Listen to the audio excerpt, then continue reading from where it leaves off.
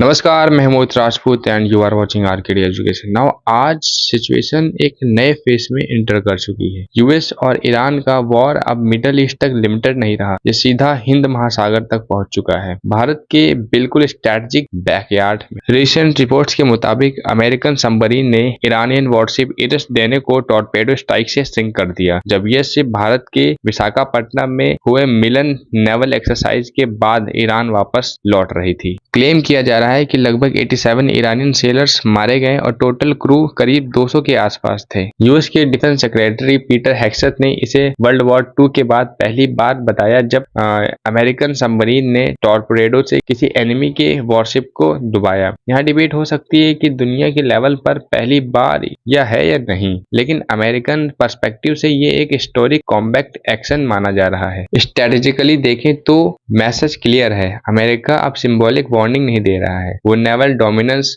Establish कर रहा है। खास बात यह है कि स्ट्राइक श्रीलंका के कोस्ट के करीब और भारत के बहुत नजदीक इंटरनेशनल वाटर में हुई। ऑफिशियल स्टांस सही है कि एक्शन इंटरनेशनल वाटर में हुआ, लेकिन जियोपॉलिटिकल सिग्नल बहुत गहरा है। इरिस देना एक मॉडर्न फ्रिगेट थी, 2015 में कमीशन हुई रडार और इलेक्ट्रॉनिक वॉरफेयर कैपेबिलिटी के साथ। ये सिर्फ एक शिप का लॉस नहीं है, ये ईरान की ब्लू वाटर नेवल एम्बिशन पर डायरेक्ट स्ट्राइक है। यूएस का कहना है कि ईरान की एयरफोर्स को हैवी डैमेज दिया जा चुका है और अब नेवी को सिस्टमेटिकली न्यूट्रलाइज किया जा रहा है, लेकिन यहाँ एक स्ट्रेटेजिक रियलिटी समझनी होगी। एयर और सी डोमिनेंस के बाद भी तेहरान दूर है, क्योंकि ईरान की जियोग्राफी कॉम्प्लेक्स है। नॉर्थ में एल्बोर्ज माउंटेन्स, वेस्ट में जैग्रोस माउंटेन, बीच में desert terrain. Direct regime change करना या ग्राउंड कैप्चर किसी भी एक्सटर्नल पावर के लिए एक्सट्रीमली कॉस्टली होगा। हिस्ट्री में देखें तो अलेक्जेंडर ने क्रॉस किया था, लेकिन आज का मिसाइल और एसिमेट्रिक वॉरफेयर दौर में इवैक्यूएशन अलग है। अब भारत के पर्सपेक्टिव से देखें तो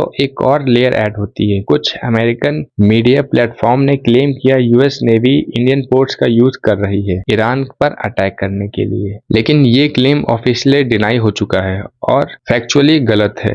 भारत ने अपने नेवल बेसेस का कोई एक्सेस नहीं दिया है, क्योंकि इस तरह की मिस इन्फॉर्मेशन नैरेटिव शेपिंग का हिस्सा हो सकती है। लेकिन चाहे भारत डायरेक्टली इन्वॉल्व हो या ना हो, वॉर फिजिकली हमारे मैरीटाइम जोन के आसपास आ चुकी है और जो कि ये डेंजरस है। लेकिन ये डेंजरस क्यों है? तो जब टॉर्पेडोस और मिसाइल ऑपरेट होते हैं, कमर्शियल शिपिंग लेन्स रिस्क में आ जाती हैं। हिंद महासागर से भारत का एनर्जी इंपोर्ट और ट्रेड फ्लो होता है, और इसी के साथ स्ट्रेट ऑफ हॉर्मुज पर प्रेशर कंटिन्यू रहा तो ऑयल सप्लाई और फ्रेट कॉस्ट दोनों इम्पैक्ट होंगे। रिपोर्ट्स ये भी कह रही हैं कि यूएस ने अब तक ईरानियन वेसल्स को टारगेट किया है ताकि हॉर्मुज को चोक ना हो सके, क्योंकि अगर ईरान वहां ब्लॉकेज करता है तो ग्लोबल एनर्जी मार्केट हिल जाएगी। आज सवाल ये नहीं है कि किसने कितनी शिप्स डुबाई, सवाल ये है कि क्या ये लिमिटेड नेवल कॉन्फ्लिक्ट रहेगा या फुल स्पेक्ट्रम वॉर बनेगा। क्या ईरान एसिमेट्रिक रिटेलिएशन करेगा या नहीं, और सबसे इंपॉर्टेंट भारत अपनी मैरीटाइम सिक्योरिटी स्ट्रेटेजिक न्यूट्रलिटी को कैसे बैलेंस करेगा। वॉर उसके डोर स्टेप पर आ चुकी है। यह फेज सिर्फ मिलिट्री कंफ्रंटेशन का नहीं, बल्कि स्ट्रेटेजिक पेशेंस और कैलकुलेटेड रिस्पॉन्स का है। आने वाले दिन डिसाइड करेंगे कि ये कंटेनमेंट होगा या एस्केलेशन।